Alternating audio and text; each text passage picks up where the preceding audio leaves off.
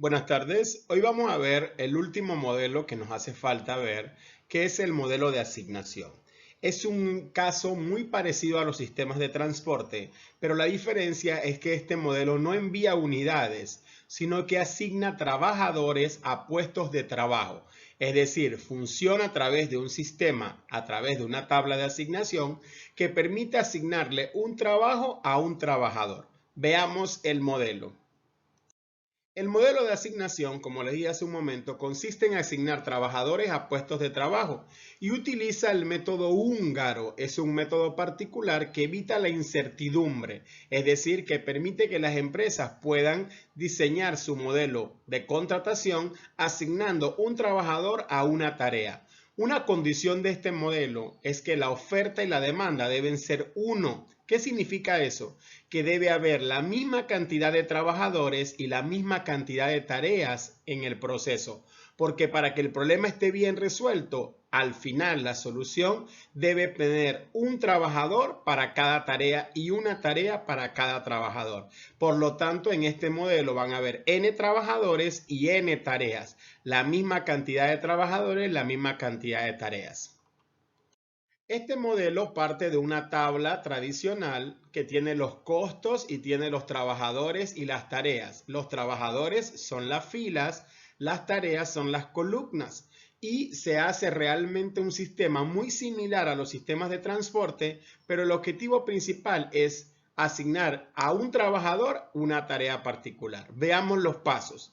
Paso número 1. Determine de la matriz que nos da el problema. El problema nos va a dar siempre la matriz de costos, es decir, cuánto cobra cada trabajador por hacer esa tarea. De esa matriz yo debo identificar el mínimo de cada renglón, al cual vamos a llamar P. Ese mínimo lo voy a restar de todos los elementos de su respectivo renglón. De la matriz que me queda, voy ahora a buscar el mínimo de cada columna, ¿verdad? Ahora busco el mínimo de cada columna de la segunda matriz y lo resto de su respectiva columna. ¿Sí? De la matriz que me queda, entonces voy a examinar los elementos que son cero. En este análisis, los ceros de la matriz número 3 me indican que ese trabajador puede hacer esa tarea. Si yo puedo asignarle un trabajador a cada tarea, el problema terminó y puedo dar la solución del problema. Si yo no puedo asignarle un trabajador, ¿por qué? Porque el trabajador no tiene un cero o porque el mismo trabajador puede hacer diferentes tareas y otro también la misma, entonces quiere decir que un trabajador se quedaría sin tarea, no podría asignar. La condición del modelo, como vuelvo y repito, es que un trabajador puede hacer una tarea. Todos los trabajadores tienen que hacer una tarea. Entonces, cuando ya no puede asignar porque no todos tienen un cero disponible, ¿verdad? Entonces tengo que recurrir a un caso especial que es trazar n-1 línea, entendiendo que n es la cantidad de trabajadores. Entonces yo trazo n-1 línea que cubran todos los ceros, las n líneas que cubran los ceros e identifico el mínimo no cubierto por esas líneas. Ese mínimo no cubierto se lo sumo a los elementos que no están cubiertos y se lo resto a los que están en la intersección de dos líneas, ¿verdad? Y esa matriz que me da, vuelvo y verifico cuáles son los ceros que me dan en esa matriz después de haber rayado, y si le puedo asignar una tarea a cada trabajador, asigno y establezco la solución. Vamos a verlo a través de un ejemplo.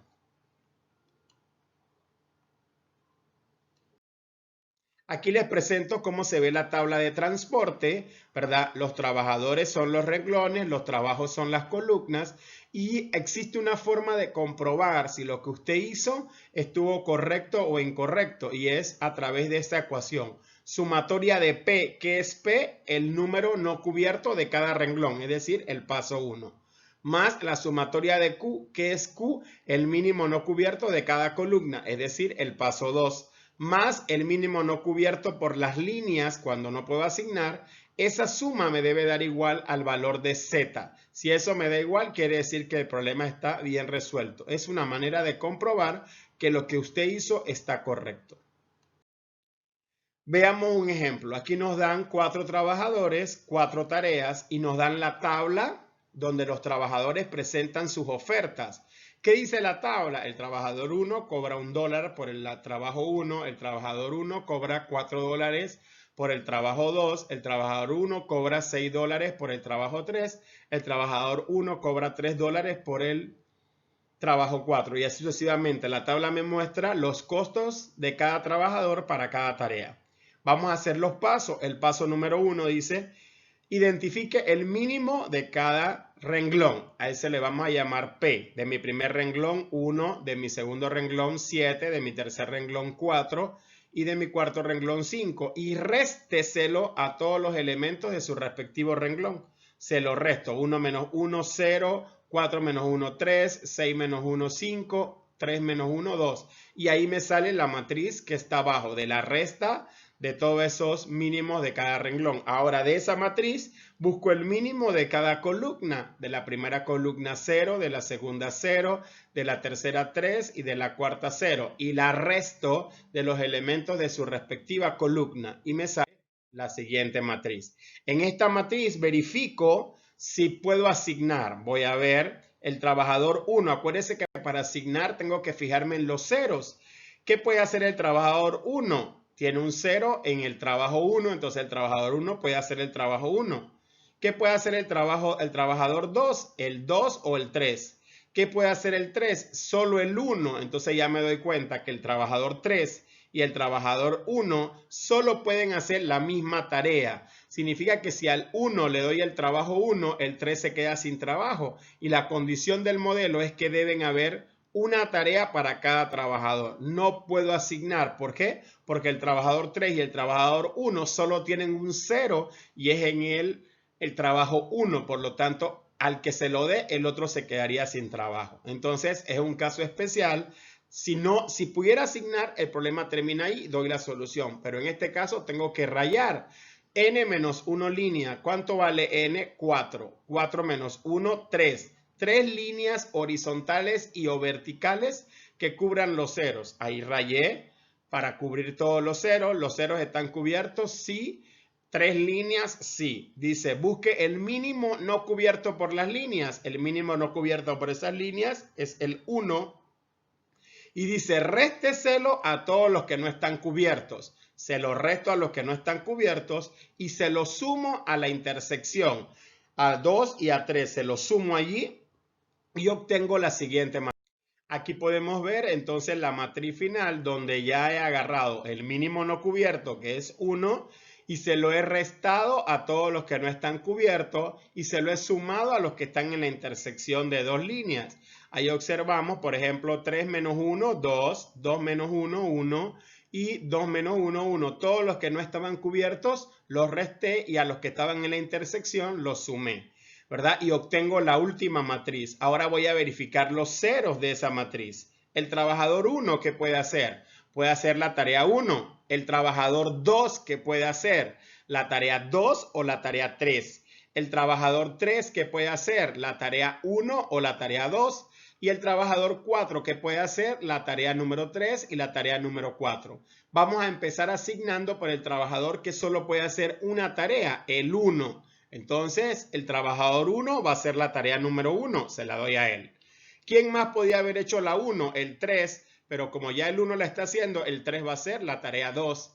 ¿Quién más podía haber hecho la 2? El 2. El 2 va a ser ahora entonces la tarea 3 y el 4 va a ser la tarea 4 porque es el único que puede hacer esa tarea. Y ya veo que puedo asignarle un trabajo a cada trabajador. Terminó el problema y puedo dar la solución del problema. Trabajador 1 va a hacer la tarea 1, trabajador 2 la tarea 3, trabajador 3 la tarea 2 y trabajador 4 la tarea 4. Y puedo presentar los costos. ¿De dónde salen estos costos? De la tabla original, es decir, la tabla que me da el problema. ¿Cuánto cobraba el trabajador 1? $1. El 2 por la 3, $10. El 3 por la 2, $5. Y el 4 por la 4, $5.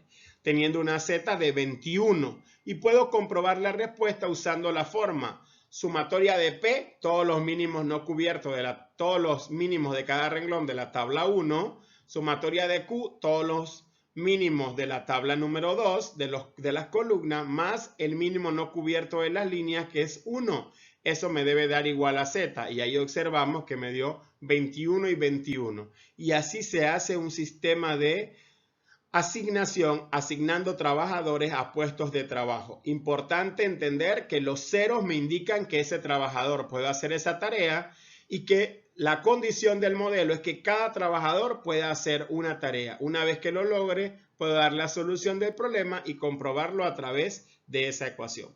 Muchas gracias, chicos. Gracias.